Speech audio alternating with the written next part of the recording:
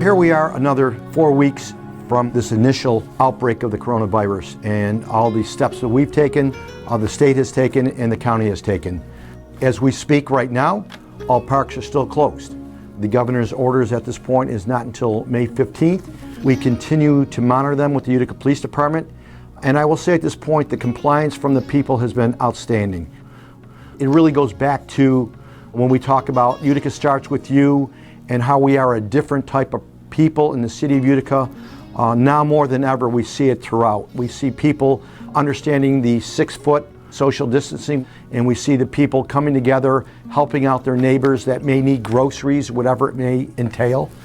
We see that the Utica Police Department, the Fire Department, Codes Department, DPW, even though that some of these agencies have been reduced, in compliance with being proactive. It's one thing to tell you to do something, it's another thing for us not to do it. So we're trying to do everything that we're telling you as a resident that we should be doing, the social distancing, the PPEs, which is the personal protective equipment, we're staying on top of.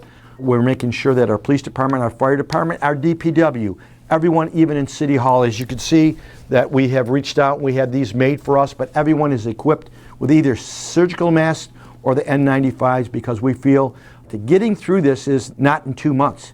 We all understand at this point that until there's a vaccine, and they're saying at this point it's a year away, we're going to have to do things that are the new normal.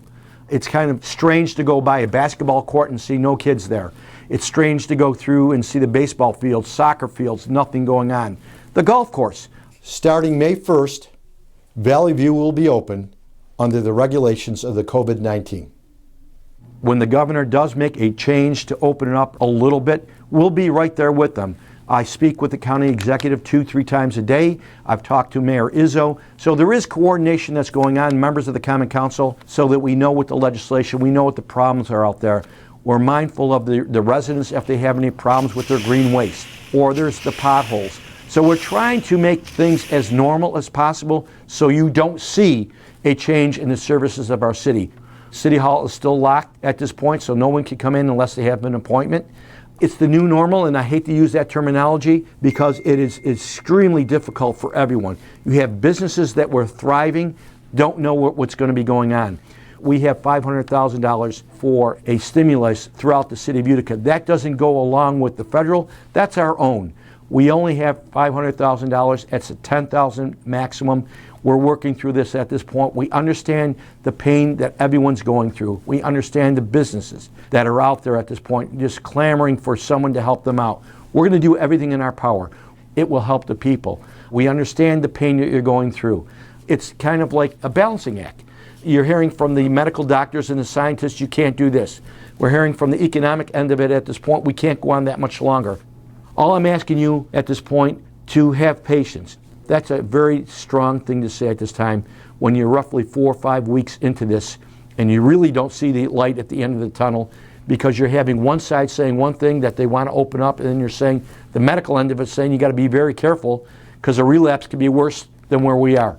So we're mindful of that, and I can tell you I understand what your pains are. It's the same pains that I have. I have not been able to see my grandchildren. It's just overwhelming. I have gone to every one of the supermarkets, convenience stores. We put up signs like this just to inform the people.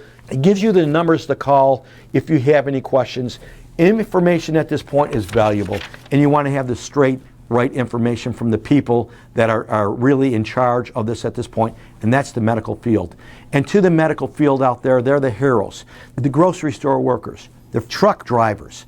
I don't want to say we take them for granted, but we just go on our daily business, don't understand how important they are in our life.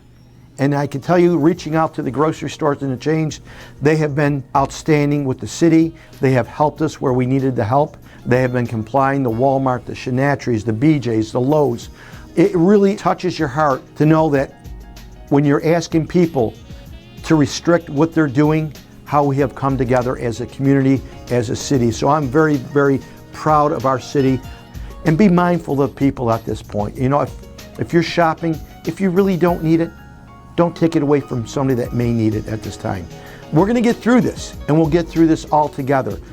So I know that we either watch TV, listen to the radio, read the paper, and all you hear is that repetitive sound every time about all the requirements that are in front of us. And I know at this point it can get a little bit depressing, but one of the positive aspects, it's working. And that's the most important thing all the time. The pain, the suffering that we're going through, it's working at this point. So be mindful at this point for a little bit longer. If you have to walk and get exercise once the weather breaks for us, certainly go out there and enjoy the beautiful parks that we have. Be strong, be patient, stay 6 feet away, stay healthy, stay alive, stay safe, stay home. Thank you for giving me the time to serve as your mayor.